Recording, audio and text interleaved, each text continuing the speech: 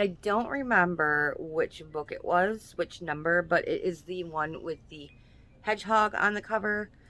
I don't have the book near me. I put it away like a good girl.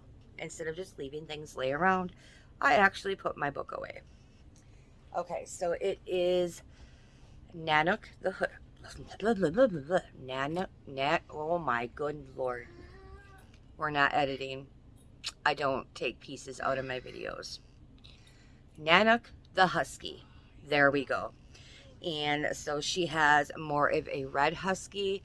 She says she looks kind of brown unless she's in the sun, and then she looks red. So I took a bunch of little pieces of yarn, different shades of brown and reddish browns, and I just knotted them all at the end, and I took it with me to work and had her pick out a color. And I picked out all kinds of different shades of browns at Hirschner's, and guess what shade she chose? She chose a shade I already had at home. Go figure. Anyway, so I used the sparkly blue safety eyes. I used a big twist. I think the color was it maybe camel? I don't know. And then big twist in white, and then a tiny bit of big twist in black for the nose. So here is Nanook the Husky, and I purposely sewed his head on a little cockeyed so it looks like he's tilting his head. You know how dogs do that when you talk to them and they're like, they cock their head. What would you say? So, yes, I think he turned out cute. She has not seen him yet. I will be taking him to work tomorrow because she works overnight tonight. Well, she works overnight tonight, but I will see her tomorrow morning when I go in at 4 o'clock in the morning. And there is the back, his tail. I'm really happy with how he turned out. I did do this pattern once before. I did a black and white husky, and I gave it to the coworker at my old job. Now I need to do a black and white husky for me at some point.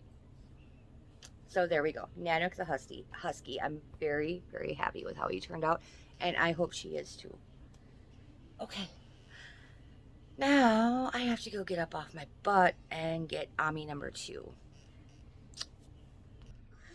Okay, so that took way longer than it should have. I could not remember where I put it. I was actually missing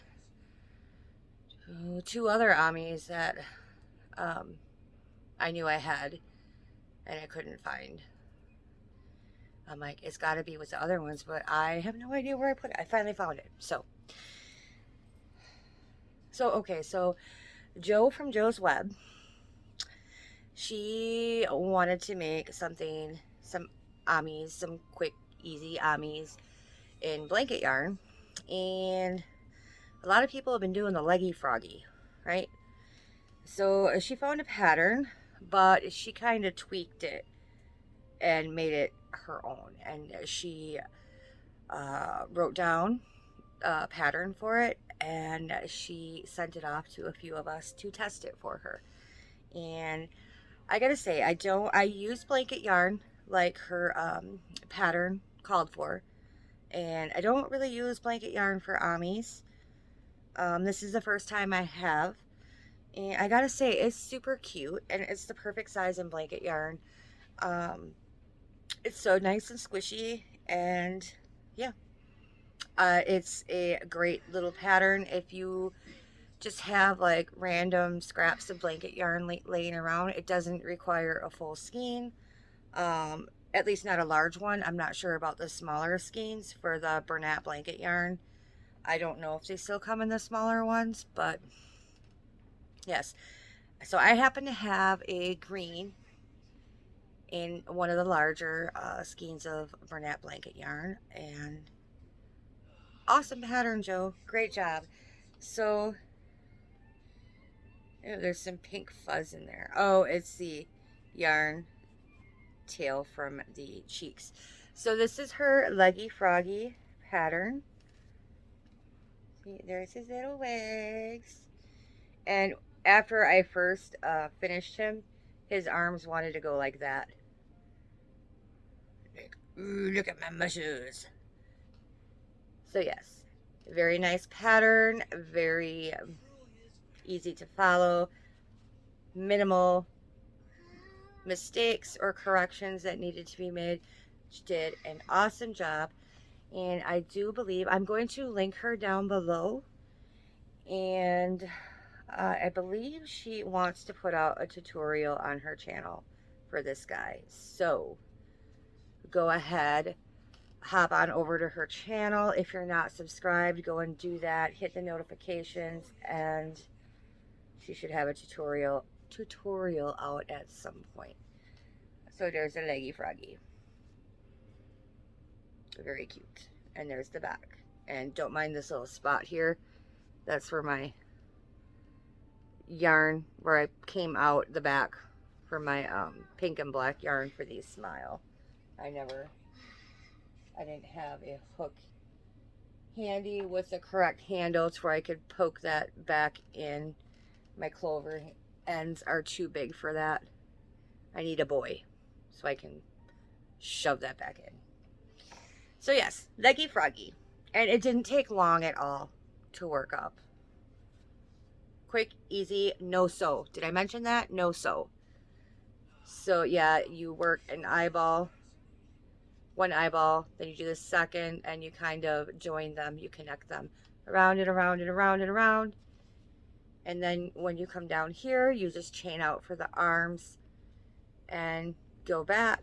Same with the legs, you keep going around the body, chain out for the legs, and then you just crochet the bottom closed. Obviously you have to stuff it before you do that, but yes, I love this little guy. He's gonna punch you. Okay, so yes, that is a finished object number 2, Ami number 2, and now we're gonna see the fail. Okay, so this pattern is called Rebel. I cannot remember the name of the designer, but I will link it for you in the description box below. And the picture for the pattern is super, super cute, and I love it. But mine did not quite turn out as I was envisioning it to be. So I left my tails because I thought I might frog and redo, but I really don't think I'm going to, because it's going to be a pain in the butt. So it's worked from the bottom up, and my first mistake was thinking, okay, I don't want it to be too short, I want it to be longer, and I made it far too long. My next mistake was this section at the top here. I'll stand up. So this section right here, I wanted it to fall more down here, right below the bust line. So, I mean, it was already too long, so I couldn't add more so that it fell where I wanted it to. The sleeves, far too long, so I am not very experienced with wearables, so let me back that up just a tad. I did not take into account when because the sleeves are worked in flat rows, you know, back and forth, flat, and it's just kind of vague directions for the sleeves. She just says, here's what I did, follow this basic thing, you know, with increased rows and then a couple of rows of straight rows, and increase up to however much you need it. And so I was taking the sleeve on my arm and holding it up to my arm and measuring. So I did not, like I said, I'm not experienced with wearables. I did not take into account. So the front piece is a rectangle, a panel. So where this is, that was the front. You can see it's huge. I didn't take into account that the shoulders, I didn't want to make the sleeve all the way up to my shoulder because this panel was going to hang down. So my sleeves are way too long. Yeah. And like I said, the sleeves were worked back and forth in rows, and then it was seamed up. So it's going to be a pain in the butt to try to find where my stitches are, where I went in and out all the way up. And then I'm going to have to, this, it was sewn on. And I'm going to have to do the same thing for this seam. Try to find where all my stitches are from sewing it up.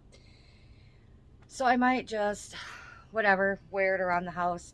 It's huge and it's oversized, so it's super comfy. But, and I love this yarn. This yarn feels amazing. So I used Yarn Bee Yarntopia, and I would love to get my hands on some more of this. So this right here, the sleeves and the bottom portion is the Yarn Bee Yarntopia in the color Heather, and this top part, I don't remember the colorway. Oh, I have some right here. This top part is Yarn Bee Fresco Fiber in the color Lilac. And I can't remember what hook size I used. Maybe a 4.5? Yes, I think it was a 4.5. I think that's what I used.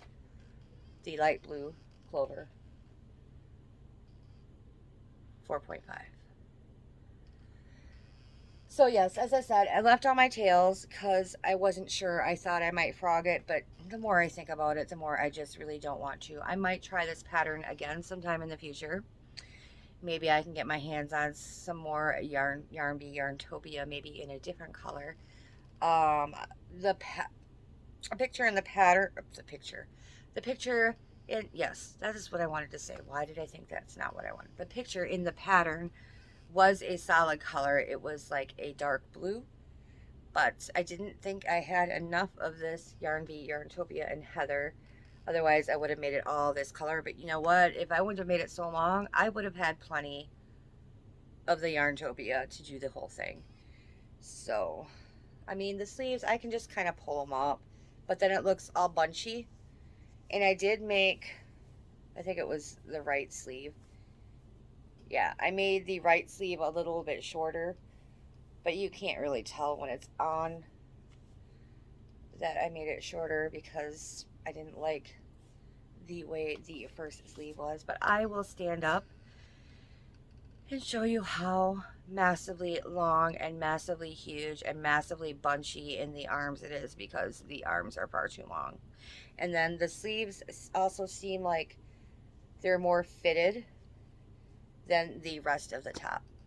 So it kind of just, it's not a cohesive piece. Let's just put it that way. I should probably just stick to what I know, and that's amigurumis and mosaic. No wearables. Epic fails. All right, let's back the camera up and I will stand up and you can see how massively huge this puppy is. All right, see what I mean about the arms? All bunchy and baggy and bunchy, and how the sleeves are more fitted than, like, this is all loosey goosey. So it doesn't match. And as you can see, it's super long. You still can't see the bottom. So I kind of feel like Grover right now, you know? Was it Grover? He goes, near, far, right? You still can't even see. Here, let me tilt the camera down. Let's try this. We angled it down.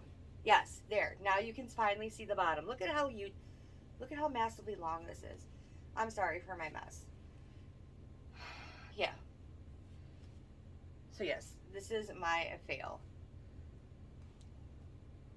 Maybe it will shrink up a little bit when I put it in the wash. I don't know. But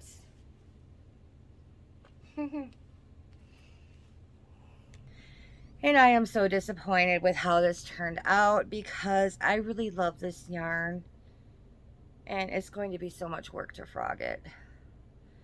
I was so excited when I started it. I'm like, oh, it's gonna turn out so cool. I'm gonna love it. And I love how this yarn feels, and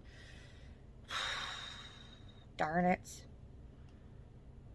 Anyway, I don't know. I made a top that I used as a cover up, and when I first crocheted that, I thought it was very, very long, but I washed it a couple of times and it shrunk up a little bit. So maybe maybe that'll be the case with this. I don't think I have the patience to frog it and redo. I just, no. No, no, no. We'll just wear it around the house. It'll be comfy in the fall. It'll be nice and comfy and cozy, even though it looks, it, it just looks funny. But who cares? I will be comfy, right? Right.